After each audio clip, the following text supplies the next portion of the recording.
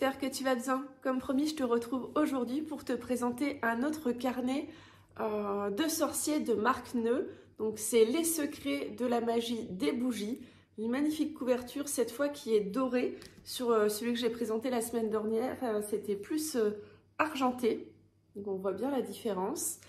Donc ce livre, il est édité par la maison d'édition Trait Daniel au prix de 13,90 €. Il est un petit peu moins épais que l'autre, du coup il est un petit peu moins cher. Donc on nous dit, comprendre la magie, c'est comprendre comment fonctionne la nature. La lumière est l'élément qui anime le monde, prodigue la vie et rythme la nature, les animaux et les hommes. Elle est aussi la flamme qui anime le sorcier authentique dans sa pratique. Dans les sorts et les rituels, la lumière est symbolisée par les bougies. Je suis sûre que vous êtes fan de bougies. Dans ce carnet richement illustré, vous découvrirez comment consacrer votre espace dédié à la magie, ainsi que le matériel nécessaire à chaque pratique. Puis au fil des pages, vous serez initié à la technique du scrying, ou comment lire dans une boule de cristal, un miroir ou une coupe d'eau. Vous découvrirez la magie de la manifestation pour concrétiser vos rêves, mais aussi la magie de renforcement ainsi que l'art de fabriquer de puissants talismans pour matérialiser vos intentions dans la lumière. Depuis plus de 30 ans, Marc Neu est un expert des 3 sciences hermétiques, astrologie, alchimie et magie, ce qui lui a valu une réputation incontestée d'authentique sorcier. Il se consacre aujourd'hui à la formation et à l'enseignement de ses savoirs. Il est l'auteur de très nombreux livres de référence. Vous pouvez le retrouver sur Facebook et Instagram sous le nom de Ciel et Terre Marc Neu. On va maintenant découvrir ce livre plus en détail. Alors, du coup, là, vous pouvez bien voir la couverture avec son effet cuir vieilli. La tranche. Et on va maintenant le feuilleter ensemble.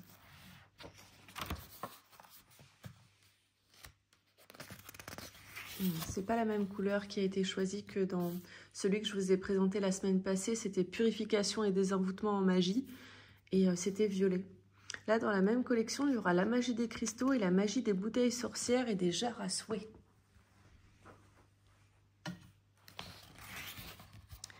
Donc le sommaire. Je le passe rapidement parce qu'après on va tout regarder. Avant de commencer, donc il dit que c'est un chapitre qui est commun à tous ces carnets parce qu'il pose les bases matérielles et les précautions préalables à la pratique de la magie. Donc l'autel et son matériel, le rituel d'ouverture des travaux, le rituel d'ouverture version païenne,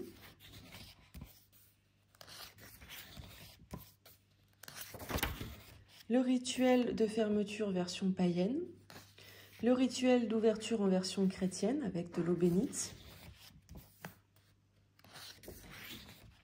avec le sel béni également, le rituel d'ouverture,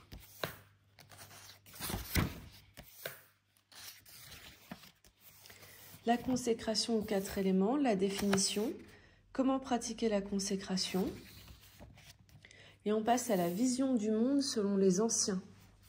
Donc on dit que les anciens n'ont rien trouvé, n'ont rien inventé, pardon. Comprendre la magie, c'est comprendre comment fonctionne la nature. Je vais arriver à la tourner cette page.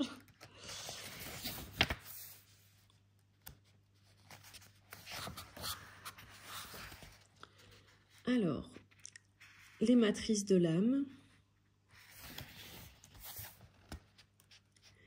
Ça, il me semble que c'était aussi dans l'autre livre. Que se passe-t-il sous la lune? Ce qui est en haut est comme ce qui est en bas. On passe aux chiffres et formes des planètes avec l'extraction des chiffres planétaires.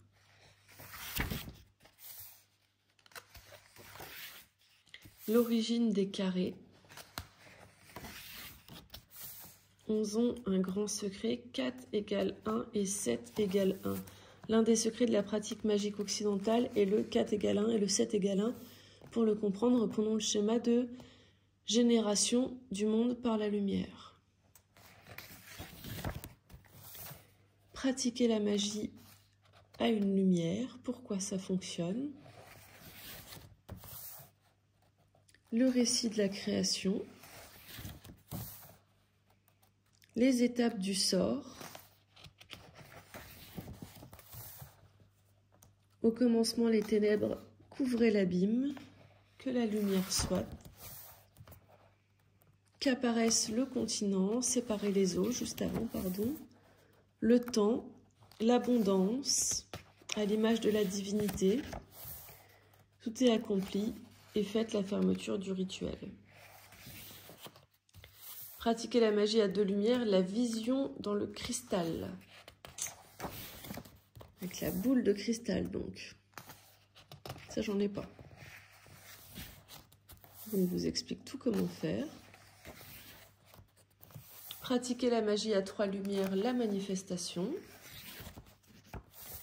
La bougie personnelle. La bougie personnelle représente la personne pour ou contre qui le sort est réalisé. La bougie de la force active, elle représente la force canalisée, c'est-à-dire la planète en analogie avec le but du rituel. Et là, vous avez toutes les planètes de décrites. La bougie du but, elle représente l'objectif, la nature de l'action magique réalisée. Quelques exemples pour mieux comprendre, pour avoir des meilleures finances, comment on ferait le rituel, pour attirer l'homme de sa vie, pour repousser la malchance, pour briser les liens entre 2 personnes,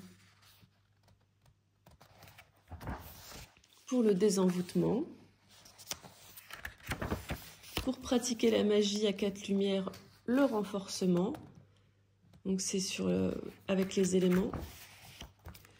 La corde sorcière, c'est comme un mini mala, je ne sais pas si vous connaissez. Pratiquer la magie à 7 lumières, les talismans planétaires, comment préparer son matériel, les propriétés talismaniques du septénaire planétaire. Préparez votre talisman.